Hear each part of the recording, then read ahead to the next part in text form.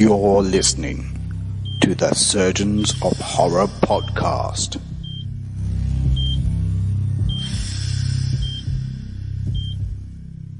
Hello, welcome to the Surgeons of Horror podcast. Its mission is to seek out, dissect, and discuss horror films, both old and new. It's a distinct privilege, actually, for this episode of our podcast to talk to, I want to say, a bright young thing that's come into the world of the horror circuit, although he's no stranger to the genre himself. And that is none other than Steven Spiel, who has his debut feature about to hit the Monster Fest Travelling Sideshow in Sydney in March. And that film is called Living Space. So without further ado, welcome aboard, Stephen, and thanks for joining us on the Surgeons team. No worries. Thank you very much for having me on. Appreciate it. Oh, no, absolutely. So, look, I know this. I've mentioned that obviously Living Space is your debut feature, but maybe for our podcast audience, it'd be kind of cool to kind of get a bit of a background to where you've come into this arena. It says I'm looking at IMDb, admittedly, and it mentions how you began maybe about 10 years ago, more in the acting terrain. And so I'm just kind of interested in what it was that drove you more towards directing and that choice that you went down. Yeah, well, to start with, I guess the first sort of big film set that I was ever on was back in 2009 when I played a vampire soldier. It was sort of just like a featured little extra role on Daybreakers. Oh, yeah. So it was kind of an ironic story as well because our special effects gentleman Steven Boyle, who's done some massive films like The Matrix and The Hobbit and so forth. We were able to get him on Living Space, but he actually was the special effects artist on Daybreakers as well. So we sort of had that weird connection in the end there. But right. Yeah, but as far as myself goes, so that was sort of the first set I was on. I did a little bit of acting here and there, and then pretty much I sort of realized fairly quickly in my career that I really loved the whole part of the storytelling, obviously being on set, all the departments in total, and then sort of turned my head to writing. And so in 2013 actually, I wrote a short film called Addiction. And basically I just got that short film out. I pitched it across to a couple of production companies, and a production company called Amos Entertainment in New York actually picked it up. And then basically from there, it went on. They produced it over in New York, and it starred Vicky Judy out of Orange is the New Black. And this was sort of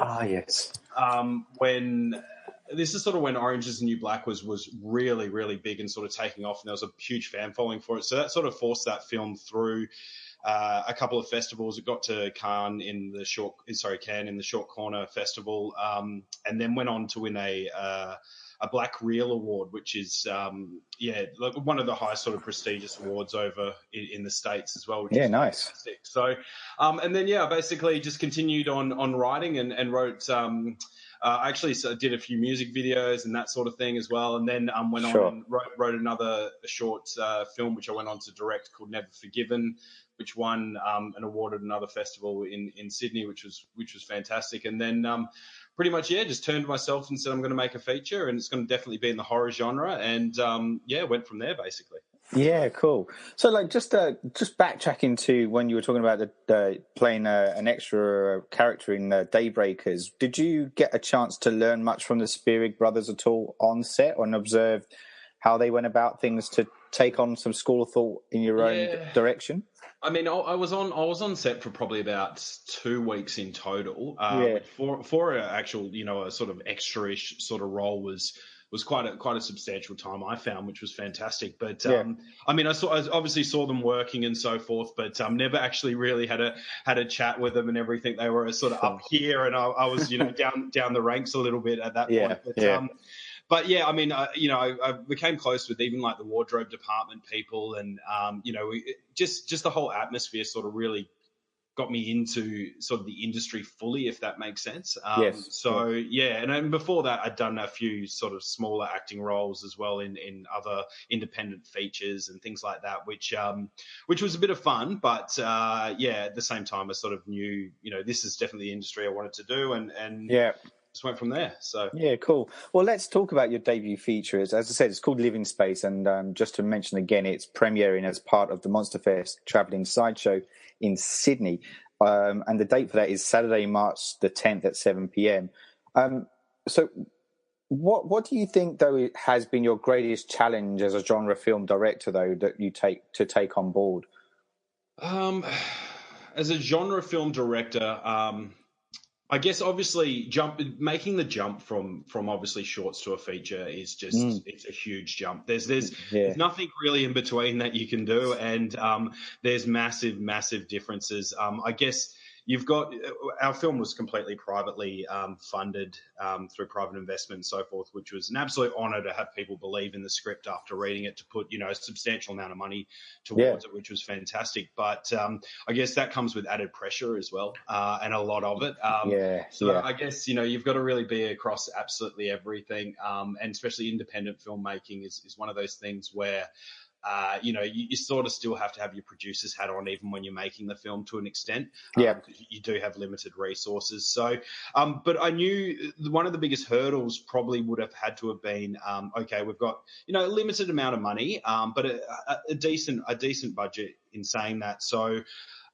where's it best spent, and making that decision on basically putting it forward to special effects, hence why we got Stephen Boyle on and things like that. Because that's, as a director as well, I always found that it was going to be beneficial to the actors to be working with physical, you could almost say physical special effects, prosthetic, so forth, so they could get into their characters a lot easier, and obviously perform even stronger. So instead of going down the CGI route, we really did everything physically, so which was great.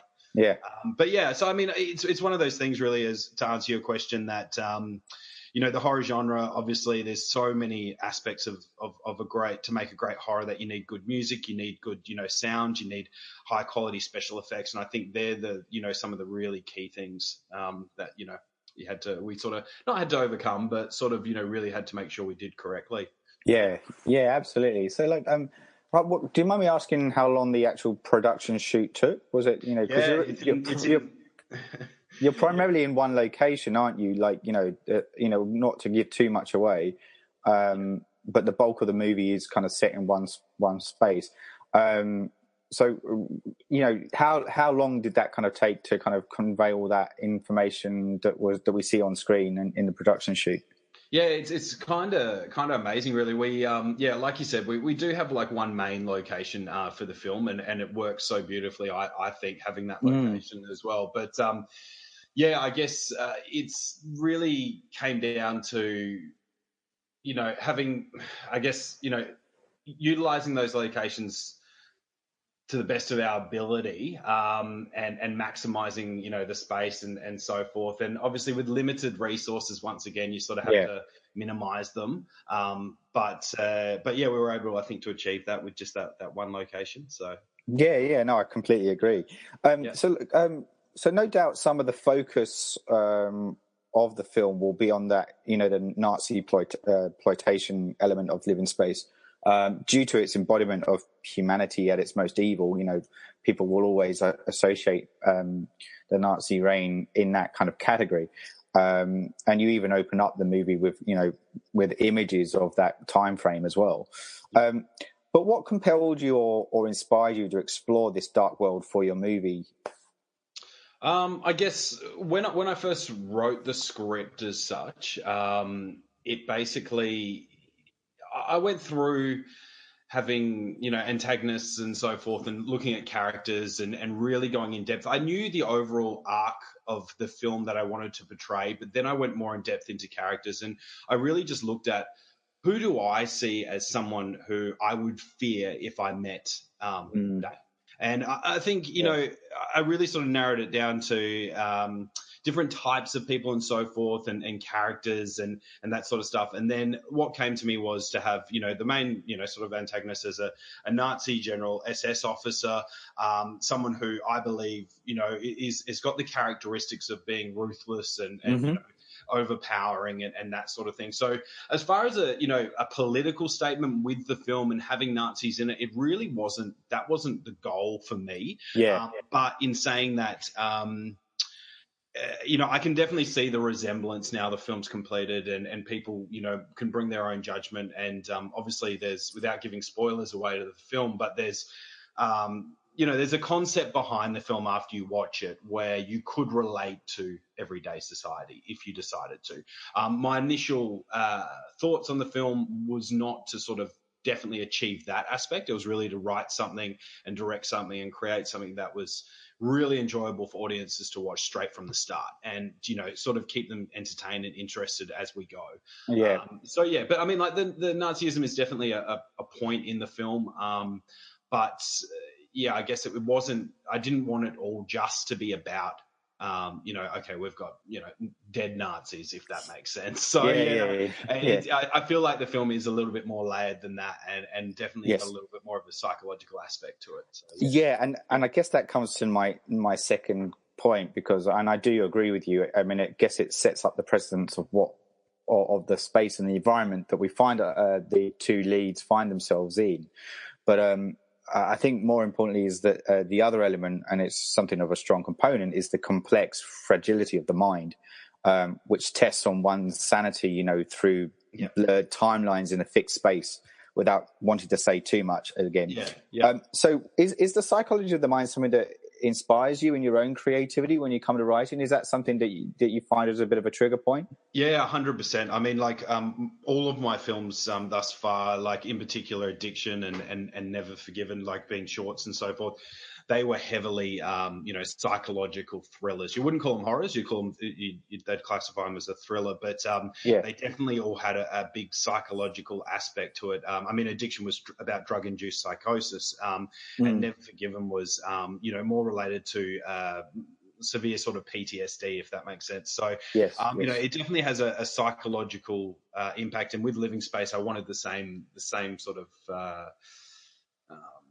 result, if that makes sense, and sort of get that point across. And I feel like, especially with the obviously the lead character, Ashley, played by Georgia Shara, she did a fantastic job with developing her character as the film goes, to the point where at the end of the film she does come across, in my eyes, as a very strong character. Do you know what I mean? So so I feel that sort of worked well, and I've workshopped that with Georgia, and I think we sort of achieved what we wanted with it. So. Yeah, no, I agree, and that kind of leverages onto on another question I had actually about Georgia. Audiences might recognise her, Australian audiences, actually global audiences may recognise her from the Australian TV series Wentworth. But I thought she was phenomenal in this movie as taking the role of Ashley. How did Georgia become involved with the project, and were you able to? How were you able to push her into that kind of, I guess, the darker recesses of her character's mind? To push her to that boundary. Was that an easy thing to do, or?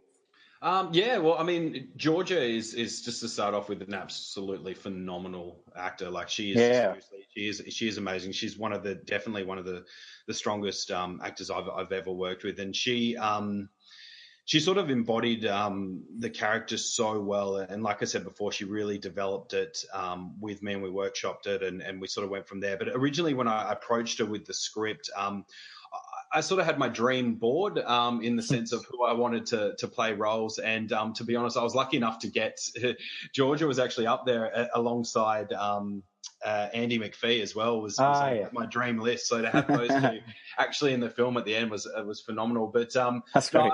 I watched a bit of Wentworth, and I just saw her ability to portray a character that had such a psychologically impacting character within Wentworth as well.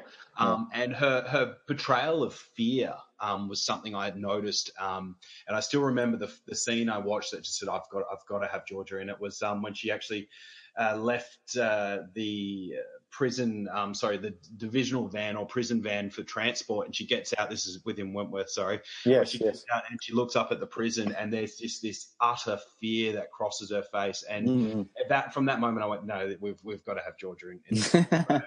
Yeah, I just approached her with the script. She had a read of it. She came back to me. We sort of had a really good meeting for about 2 hours face to face about, what I'm thinking about the character and so forth. And then, after that, she took on the role, and we sort of went from there. And when we were on set workshopping it, and obviously going through production, she just grew stronger and stronger as it went. And I mean, to be honest, like you asked me before actually about production time frame. We shot the whole film in 12 days. Okay. So it's we were all there on location. We had our cast and crew obviously in Geelong, all accommodated. We were all one big happy family, and we just pumped it out with long hours, but we got there in the end. And that sort of maximised our budget as well by shortening the production time too. So of course, that makes sense. So let's going back to, obviously you were talking about the psychological component in writing and in films is a trigger point in your creativity. Has there been any other kind of key influences, or what are your key influences, or have been your key influences in that area? Yeah, I guess there's one way to look at it, like as far as the writing aspect of a film, and then there's obviously the directing aspect, and then there's the overall just filmmaking in general, which I think is probably the hardest aspect. When I talk about just filmmaking in general, I mean getting a production actually up and running, and having the determination to do that. And I actually think obviously James Wan, Lee Winnell, those guys, what they did with the original Saw series, it's so hard here in Australia, and they decided they'd take it over to America, and they got the funding they needed and got it made. But that was just sheer determination as well by them. So I guess filmmaking aspect, I take a lot of confidence knowing that they were able to achieve amazing things, and hopefully I can follow even partly in their footsteps would be amazing. But yeah, I guess I mean, as far as actual films that have influenced me and things like that, to be honest with you, I love late 90s sort of horror. Like I Know What You Did Last Summer and Final Destination style films, and things that they're sort of, they can be commercial and almost a little bit cheesy at times and stuff. But to be honest, I love those sort of films, and I enjoy watching them, and I love the characters within the films. So I guess, I don't know, I sort of influenced by those films in a way of similar looks and feels and that sort of stuff. And even with the characters, all the characters have depth, and I mean, it's not about not having the strongest, how do I put it, characters is with huge backstories and things like that. But at the same time, it's about making these characters enjoyable, and people can relate to them and have a bit of fun while watching the film, I guess. So yeah, no, totally. I totally get that. So I guess with the feature less than a week away from its premiere, where and what is next on your agenda with this? Are you hoping to? I mean, you've got a good couple of weeks of living space going, traveling as part of the Monster Fest traveling sideshow. But is there any kind of life outside of that that's on the horizon, or? Yeah. Well, I mean, basically myself and my producer Natalie Ford, we're obviously co-owners of True Dot Films, and we're developing at the moment another horror film, which I'm actually just assisting with the producing aspect of that film at this stage. But I'm also writing another 2 scripts at the moment. One also being the sequel to Living Space as well, because I feel like there's always been so much more as far as some of the characters that we can go further into their backstories with, and really explore that, and hoping people. But I mean, it all really comes down to the response we get from the film, and I mean, I've seen the film thousands of times now. I've seen it in the cinema hundreds of times. I've gone through it over and over again, and I guess I'm just really excited to see what the general public think of it, and what horror fans think of the film. And I guess and then sort of see what comes from there. I guess I'm also writing another horror film at the moment, titled Trapped, which is a pretty exciting film, and I guess we'll just wait and see what comes from that, and hopefully we can get something else up off the ground, and also, definitely open to reading other writers' work as well to get attached and see what comes from it over there. And maybe possibly, hopefully, doing something in the States would be amazing at some point too. So yeah. Well, absolutely. So, I guess my last question is more about what. So, with all this kind of in mind, it seems like you've got a lot of kind of plates spinning, and it's a case of which one's going to spin the fastest that will take off. For you. But what learnings will you take from Living Space with you on whatever will be your next venture?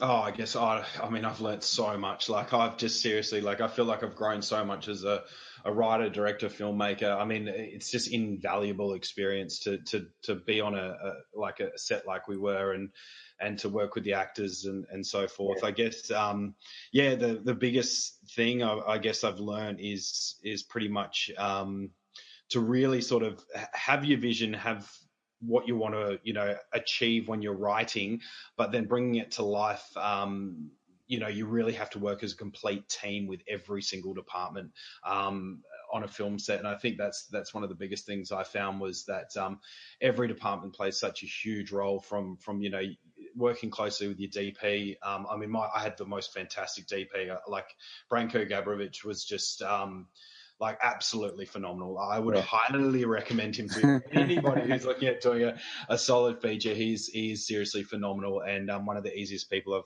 I've to work with as well. So I'll definitely be working with him again. But I guess it's just overall knowing as much as you can about every department and maximizing each of them the best you can as well. I guess that's a big thing. So yeah. Yep. Awesome. Yeah, well, look, I do wish you every success with Living Space. It's going to be really great to kind of see how it kind of transforms onto the big screen and really recommend people go out and check it for the debut at Monster Fest Travelling Sideshow in Sydney. Once again, that's on the Saturday, March the 10th at 7 p.m. Yep. It will be kind of being taken on the road, as I said, as part of that. So check out the links or head over to Monster Fest for some more information on that. But as I said, wish you all the success with that and beyond. It's been an absolute pleasure chatting with you, Steven. And as I said, good luck with it all. Thank you very much. Thanks so much for having me on. I appreciate it. I'll speak to you soon. No worries. All right. Take care. Okay. Bye. Bye. You're listening to the Surgeons of Horror podcast. Music supplied by Peter Nezik.